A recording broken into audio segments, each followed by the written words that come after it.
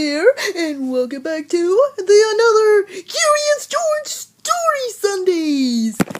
And I'm King Flump, and this is my buddy pal, Clumpton, and this is a nightmare demon, Bandy, and this is a Bugs. This is a beetle, Scruggs, and this is the newest evil cockroach man, Skiff. I am Skiff, the cockroach man. You don't need an evil laugh or something. Oh, fine. I'll give it a try. Well, anyway, back in another story. This story is called Curious George Goes Camping. Yeah, I love camping. Because camping is so handsome. and weird. Okay, this is George. He was a good little monkey and always very curious. This weekend, George and his friend, the man with the yellow hat, had special plans. They were going camping.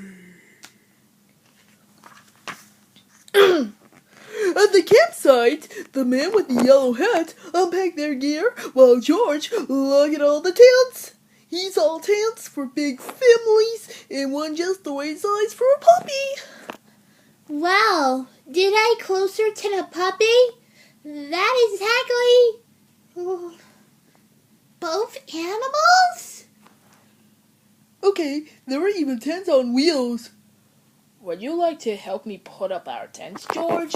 The man asked. Okay, Skiff, why do you have 4 arms for the cockroach? I'm so evil. No, don't say evil! Oh, sorry. It could be so dangerous. George was happy to help. It would not be hard to set up a tank, he thought, but it wasn't easy. George, why don't you fill our bucket with water at the pump? His friend suggests. Won't need it. Buy her campfire later. When we roast marshmallows. Marshmallows! George loves marshmallows. He can wait to try to roast.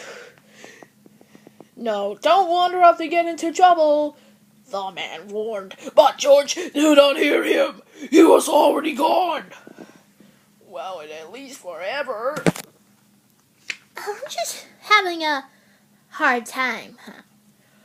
At the pump, George worked the handle up and down. Soon the bucket was full. On the way back down the trail, he saw a family packing up.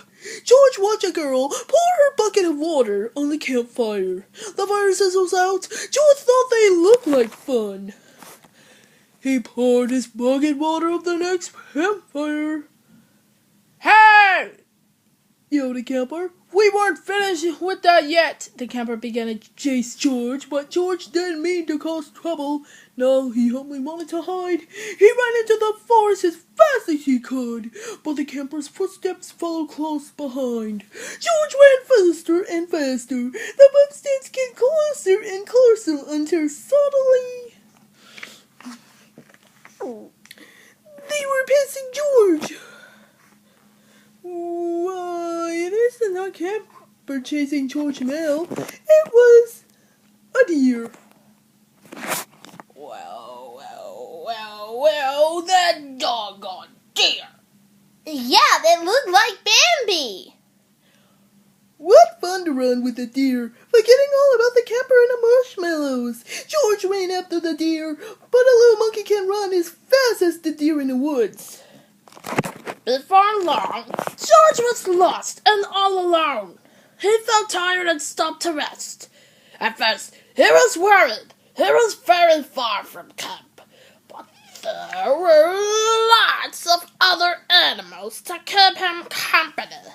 He saw a little sunny rock in a squirrel chattering a tree.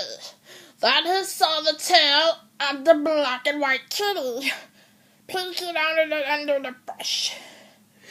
No, Clumpton, it's a skunk. He was curious. Was the kitty like differently? George didn't meet where the kitty out.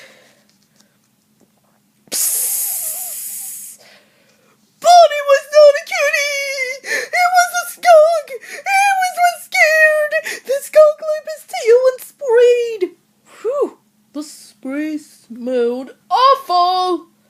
The animals tried to get away. George wanted to get away too, but he could not. The smell was all over him.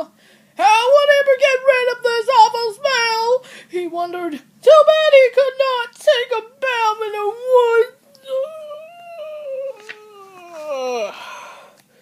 Then George had an idea. He could wash the smell of the creek. George jumped into the cold water. He splashed and scrubbed, but he was still smelly, and now he was wet too. But what could he do? George thought and thought, and he climbed up a tree and dry off. Would the smell blow away? No! Even try and high up the tree. George did not smell better. Poor George. He wished he hadn't wandered so far for camp. He wished he were roasting marshmallows with his friend. Suddenly, George heard footsteps heading toward him. Someone was coming. It was the forest animals, but they ran through to him. Then he said something scary, and George saw it too. It was a fire. George had gotten into trouble for putting out one fire, but this fire wasn't in a campground. This was an emergency! Quickly, George! Quickly! George climbed down the tree and grabbed his bucket. He's scooping full of water in the creek. Then, being careful not to spill, he climbed back up and swatted from branch to branch through the trees. When George got closer enough to the fire, he reached down and poured water on the flames. Out went the fire with a big hiss. Just then, George's friend rushed out of the forest with the ranger. George! He called. I was afraid you would be here. It's a good thing you were here, George, the ranger said. We saw smoke from the campground, but you put this fire out just in time. George was glad to help, and the man with the yellow hat was glad to see that George was safe, but he had a funny look on his face. George, he asked, what is that smell? Back at the campsite, George's friend helped him get rid of the awful smell. After a strange bath in tomato juice, George smelled fine. I love to get rid of the spaghetti.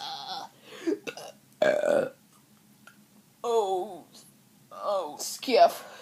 There's too much tomato juice. Then the man with the yellow hat invited the ranger to cook dinner with them over then on small campfire. Fires can be nice if you're careful, said the ranger. Especially for roasting marshmallows.